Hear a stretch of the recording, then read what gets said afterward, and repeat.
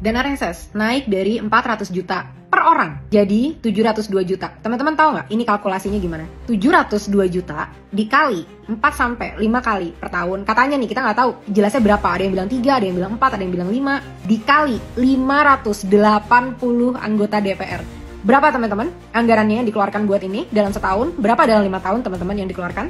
Tujuannya adanya dana reses ini adalah untuk menyerap aspirasi dari masyarakat. Pertanyaannya, emangnya anggota DPR ini kekurangan aspirasi? Aspirasinya masyarakat kita tuh udah sangat aktif, dianterin sampai ke depan gerbang 17+8. Reformasi agraria, ya kan? Reformasi Polri itu udah jelas tuh, dianterin sampai ke depan gerbang. Lagian zaman juga udah maju kali. Menyerap aspirasi kayak yang udah aku lakukan, teman-teman lain lakukan. Tanya aja di komen, orang juga dengan suka hati akan membalas kok, ngasih tahu kok. Apalagi masyarakat Indonesia ditanya masalahnya apa, itu akan dengan senang hati menceritakan. Nggak ditanya pun mereka udah bercerita karena saking sulitnya hidup di Indonesia. Kenyataannya, kalian tutup komen, ya kan? Sosial media ditutup komennya, nggak mau mendengarkan. Terus ngapain harus dibayar 702 juta 4-5 kali dalam setahun? Buat apaan? Aspirasi apa yang mau didengarkan? Orang di mana-mana berbondong-bondong untuk berinovasi, biar bisa lebih maju, biar bisa lebih efektif, biar bisa lebih cepat dalam melakukan pekerjaannya, yang di zaman sekarang semua itu bisa dilakukan dengan online. Lah, ini kalian beban negara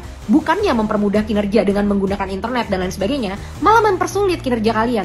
Sekarang ditanya deh, dana reses ini sebenarnya akan dibikin apa sih? Emang ada pengawasannya yang jelas? Emang ada jelas programnya itu harus apa? Karena kita udah banyak nih dapat nih bocoran, ada yang buat temu sama alumni sekolahnya lah, ada yang bahkan masyarakat dapilnya nggak pernah melihat lah, ada yang cuma buat ketemu sama tim sesnya lah. Yakin?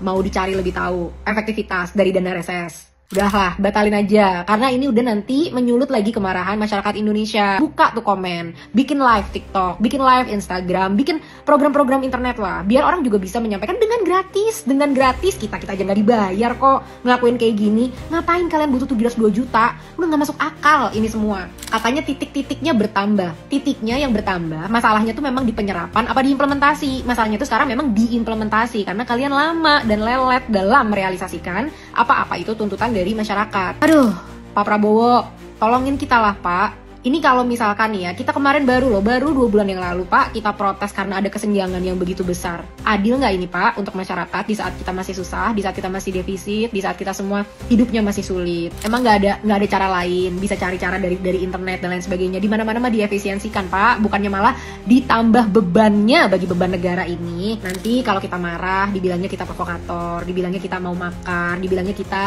ditunggangi asing gitu. Karena sebenarnya akar masalahnya ya ini anak-anak buah bapak ini nih, karyawan-karyawan rakyat ini yang melakukan perampokan secara berjamaah terhadap uang dari rakyat. Tolong karyawan rakyat, tahu diri lah kalian. Masyarakat masih miskin, kalian ini beban. Jangan menambah beban. Kinerjanya aja belum dilaksanakan kok yang dimauin udah mau lagi nambah-nambah beban.